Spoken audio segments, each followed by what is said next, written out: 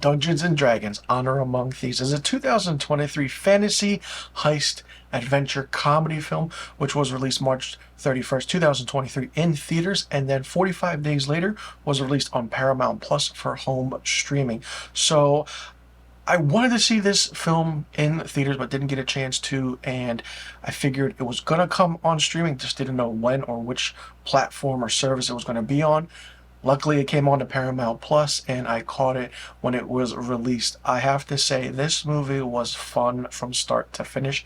Every character in this is great, and this is based on the tabletop role-playing game Dungeons and Dragons, which is set in the Forgotten Realms campaign setting. Now, this has no connection to the previous film trilogies, which was released between 2000 and 2012. Yes, there were previous movies. Of course, everyone remembers the Dungeons and Dragons movie with Jeremy Irons, and that was more different than this. The comedy is really, really straightforward, and the movie runs for 134 minutes. It had a budget of $150 million, and it grossed $205 million worldwide box office. This is a box office hit and was number 1 in its opening weekend. Chris Pine as Edgin is great. Michelle Rodriguez is badass as Holga. Reggie John Page as Yender is a paladin and kind of has these powers in a way where he does certain things. And it's really, really fun. Justice Smith is Simon, a sorcerer who is good but not good. He thinks he's good, and other people don't like how he does his magic. And Sophia Lillis is Doric, Hugh Grant is Forge, and there is Sophina, played by Daisy Head.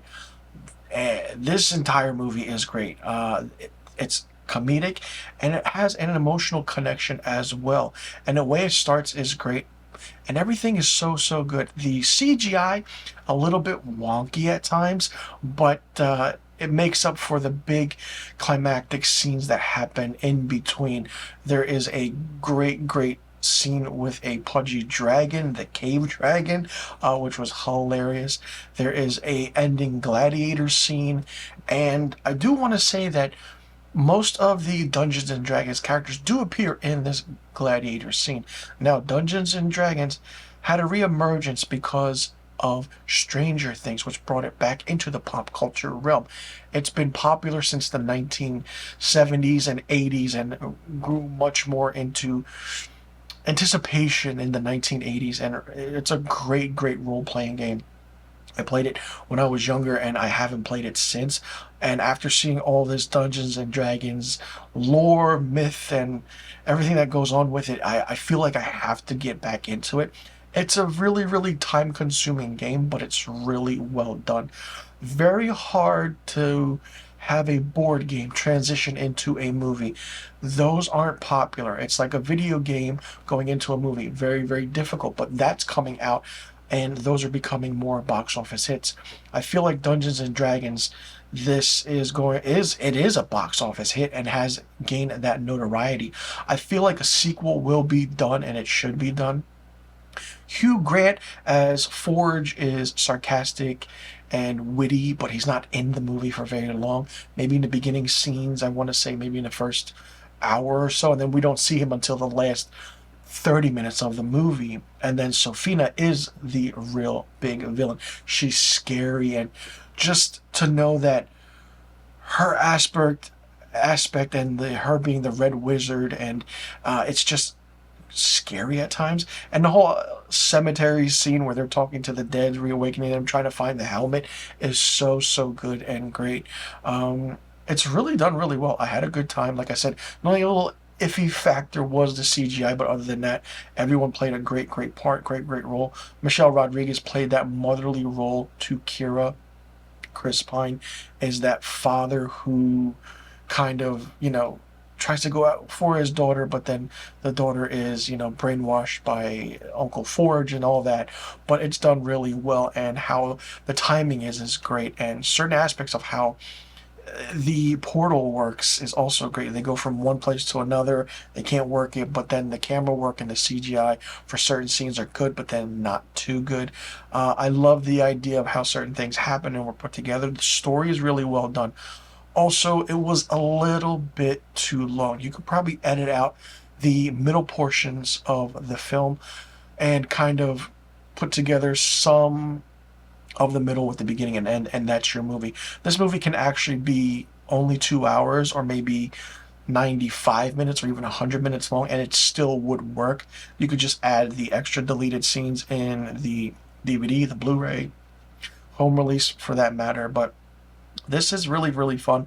I had a great time, and this I'm hoping to see more Dungeons and Dragons movie, and definitely with the same cast, and get much more of a bigger villain, because in these fantasy films and anything that's based off of board games as well needs that big villain, and if be it a wizard or a sorcerer or a witch or whatever it is, you need that big villain to drive the movie, and I feel like this just didn't have that quite yet.